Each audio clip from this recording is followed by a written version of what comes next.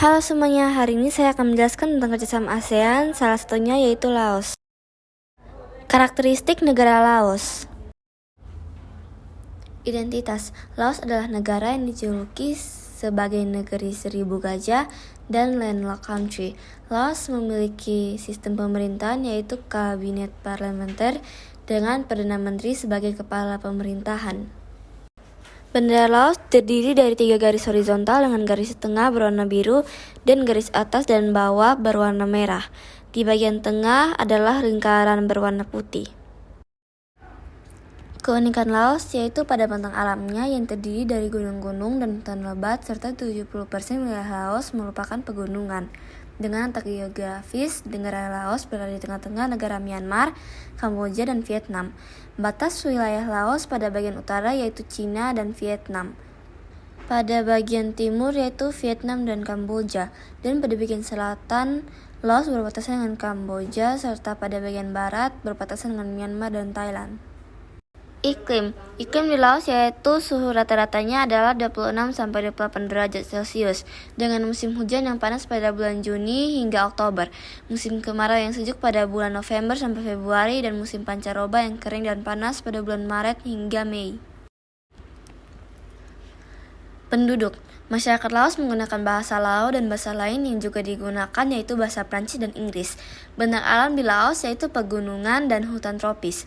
Lahan mereka cocok untuk pertanian seperti padi, jagung, tembakau, kapas, kopi, dan buah jeruk.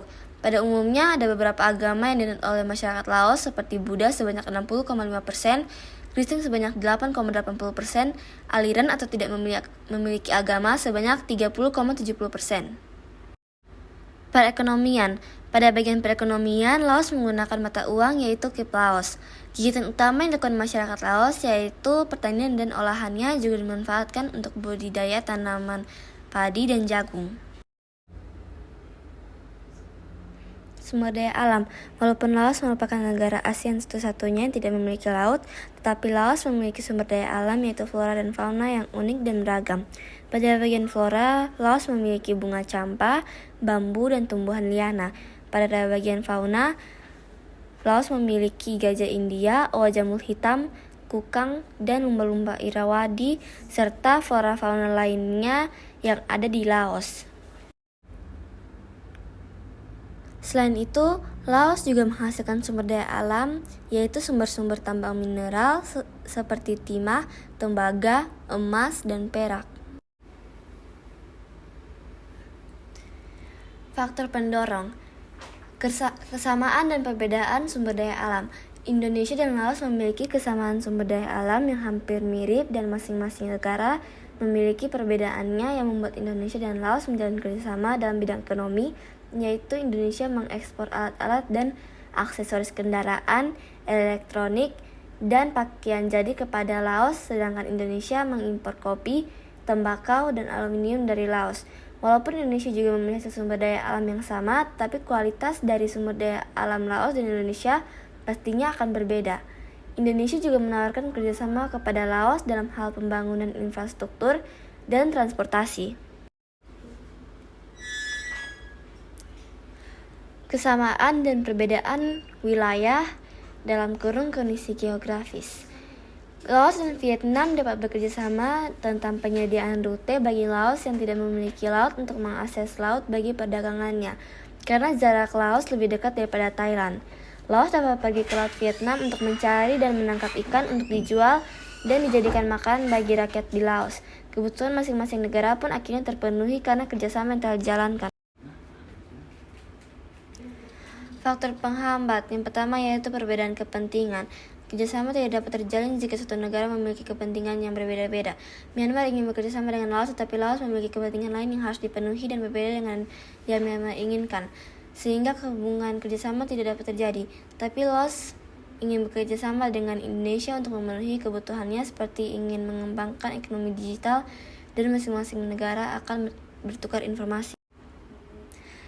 Kebijakan protektif. Laos dan Filipina mempunyai hasil pertanian yang hampir sama, tapi jika Laos memiliki kebijakan protektif yang mewajibkan bahwa tidak boleh mengimpor hasil-hasil sumber daya alam dari luar negeri, maka hubungan kerjasama tidak dapat terjadi.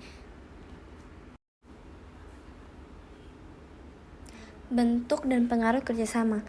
Yang pertama yaitu Indonesia dan Laos bekerja sama dalam bidang ekonomi.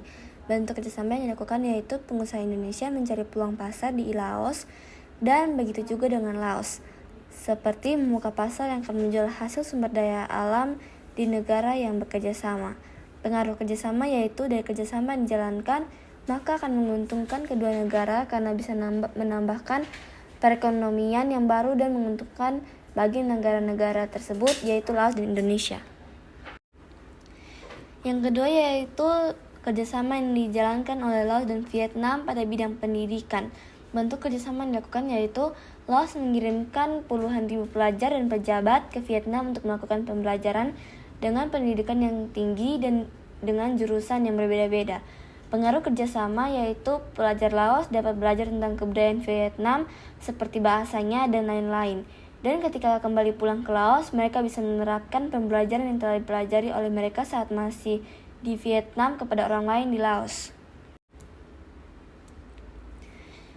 Laos dan Malaysia. Laos dan Malaysia bekerja sama dalam bidang transportasi dan perhubungan. Bentuk kerjasama yang dijalankan yaitu penandatanganan naskah kerjasama antara Laos dan Malaysia tentang survei, perancangan proyek, dan pembangunan jalan kereta api ekspres dari Savannakhet ke Lobau sepanjang 220 km. Pengaruh kerjasamanya yaitu dapat menciptakan transportasi dan Laos dapat untuk mendekati pelabuhan-pelabuhan di Vietnam dan mendorong perekonomian, perdagangan barang-barang ke pelabuhan Mui Toi, kota Da Nang, Vietnam, serta mendorong transportasi dan perhubungan di kawasan ASEAN. Ini adalah diagram kartesius dari kerjasama yang telah dilakukan oleh negara-negara tersebut. Ini adalah pasangan berurutan dari kerjasama yang telah dijalankan oleh ketiga negara tersebut. Konsep dan gambar yang menyatakan upaya meningkatkan kerjasama antar negara ASEAN.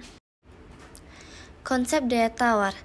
Upaya meningkatkan kerjasama merupakan upaya yang dilakukan agar kerjasama dapat meningkat dengan membutuhkan usaha yang maksimal dan kepercayaan setiap negara. ASEAN memberikan kesempatan untuk negara-negara Asia Tenggara atau ASEAN untuk mempromosikan produk-produk hasil negara mereka masing-masing kepada negara-negara ASEAN lainnya, sehingga kebutuhan masing-masing negara dapat terpenuhi dan tercapai.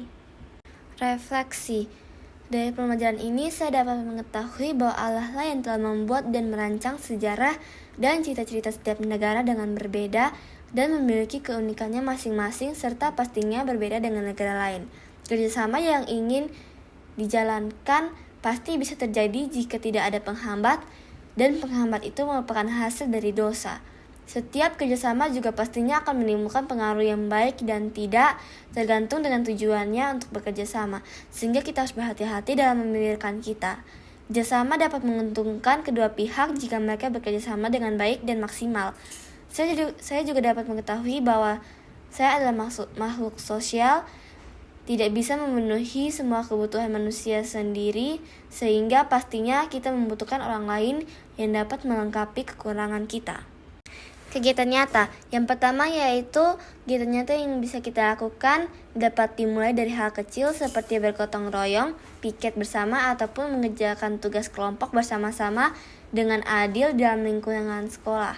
Yang kedua yaitu kegiatan nyata yang bisa kita lakukan untuk mendukung kerjasama di bidang ekonomi, yaitu kita bisa membeli produk-produk hasil kerjasama negara ASEAN yang dapat kita konsumsi sehari-hari.